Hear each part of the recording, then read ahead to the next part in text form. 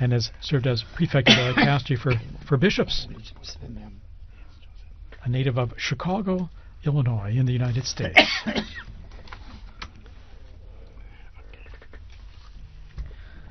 Wow. And so, as we said before, you saw all the flags and everything out in the square, and now all the Americans are holding their flags. It's a historic moment. Who would have imagined? Too, I'm sure. He spent That's most of his ministry in Peru. Yeah, and that's a special thing, So he has a connection with multiple. Experience exactly. And this, exactly. The continuation of evangelization mission of the church. The priority, yeah. So you can see still the like little pockets of red where all the cardinals are standing on the balconies.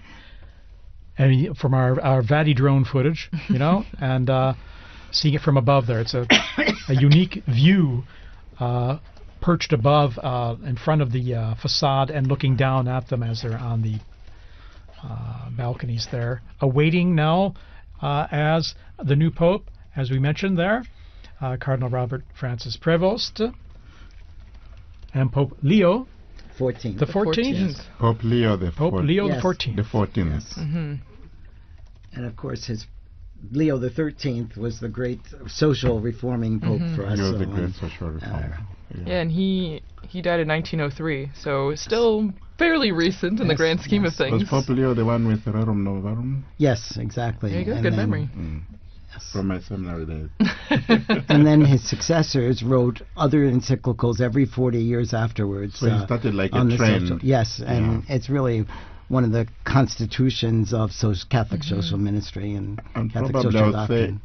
A pope needed for our times with all the social challenges the world has today. Yes. And he's, relatively young, 69 years old, born on the 14th of September, 1955, as we mentioned, in Chicago, Illinois, and so 69.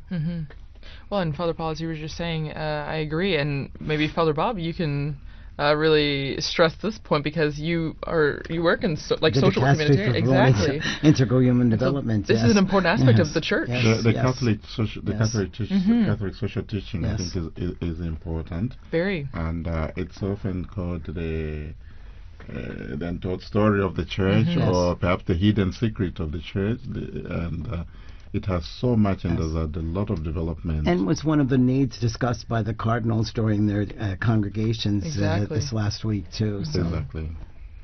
Oh, there we see the American flag. There's a flag there. People are thrilled about this. Yeah, and there's quite a number of American students. Dr. O'Donnell was here, and he was going to be in the square with his American students.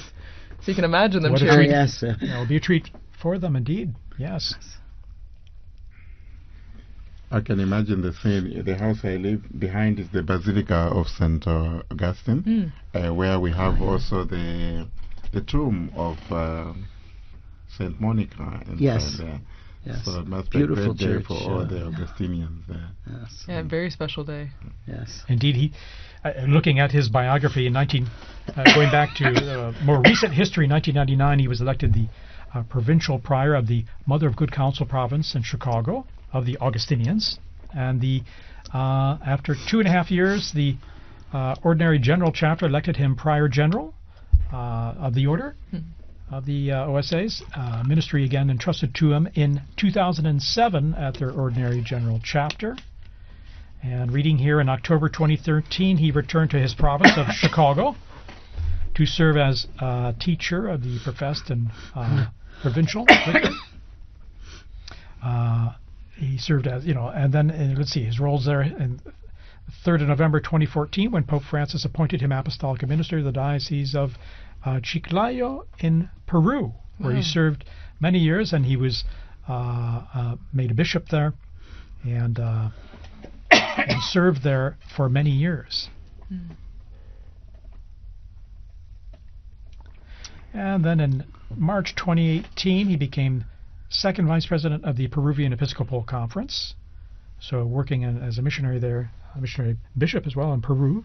Here we're seeing these beautiful shots of the Vati drone there, of at the same level almost of those balconies, and all the cardinals kind of crowded in those balconies. And they look like they have the same anticipation that we do. Exactly. Exactly.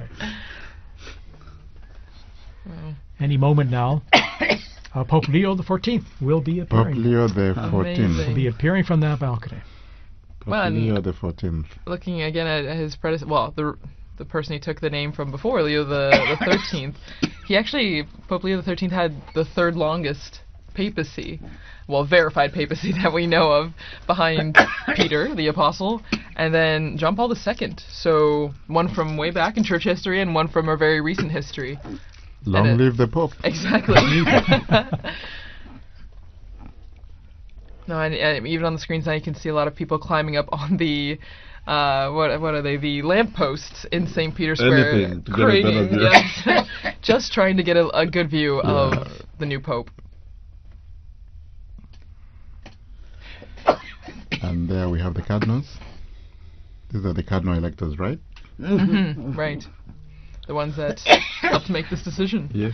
Which, since we had 133 cardinal electors, then we had to have a majority of 89 cardinal electors to vote for cardinal. I found intriguing the fact that the voting takes place in the Sistine Chapel, where you have the last judgment. Right. So whatever you do, whatever you decide, that's between you and the Lord. Yes. Because the weight of the responsibility is so great. So very fitting, very telling, eh? Right. Well, and before you came in, Father Paul, Dr. Liz Lev was talking about the Pauline Chapel, and that's where the new Pope, now Pope Leo the 14th, when he will walk down this hallway in the chapel, and at the end of the chapel is an image of Peter crucified upside down, but the artist turned his head so that when the new Pope is walking down the hallway, Peter's eyes are following Here him we up. are. There we are. Pope Leo the 14th is now Pope appearing. Leo the 14th. Coming to the central loggia of the Basilica. Very special moment. Very special moment. And here he is. There he is, And the applause going up, the greeting, the waving. Big the smiles. How amazing. How amazing. And Dr. Liz Lev was also talking about the symbolism of the red that he's wearing. You know, it is a sacrificial role, and that is the symbol of the cloth that he's wearing right now. And we see this beautiful close-up view from the side there, at the same level as the loggia. Pope Leo the 14th. Pope Leo the 14th. Amazing. Smiling. A smiling and Pope, yes. You can see who wouldn't be taken by the moment and I think going through his mind, you know, the weight of this responsibility. Oh, yeah. You can see it on his face. You can see it on his face.